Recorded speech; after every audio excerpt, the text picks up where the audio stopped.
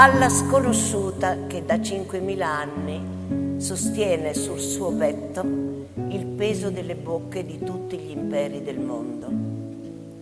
A lei, quando le tolsero la corona reale, la deportarono lontano, lasciandole il solo nome di Ecuba e di Isabella. A lei, quando violarono la verginità del suo utero, profetizzante la follia degli uomini, come Cassandra o una qualsiasi donna del Salento, perché posseduta dalle sue stesse catene. A lei sempre negra e schiava come un'africana, perché bruciata dal sole dei campi, dove solo il suo sudore ha risuscitato ogni anno il ritorno del grano.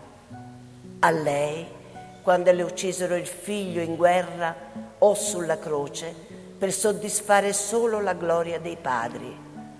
Ancora a lei, quando fu rapita dai turchi e venne portata al serraglio per saziare la libidine del gran signore, ugualmente a Roma o Parigi, dove lo stesso luogo più civilmente era detto bordello.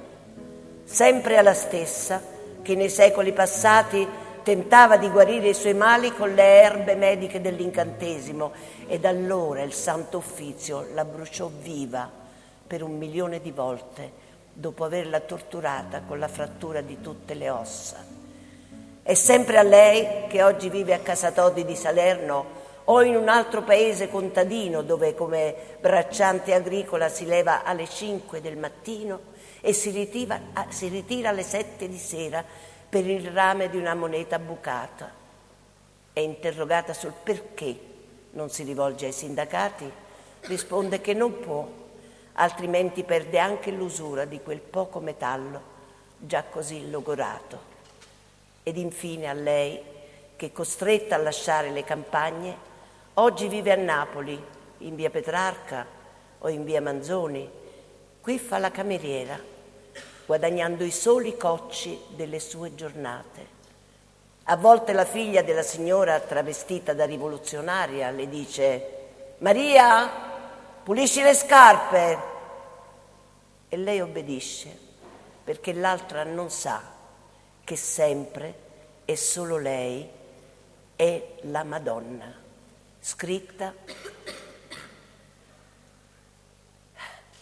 Questa poesia è stata scritta da maestro Roberto De Simone. È nel mio cuore, sempre, e questa è una delle poesie che io dedico sempre al mio pubblico. Grazie.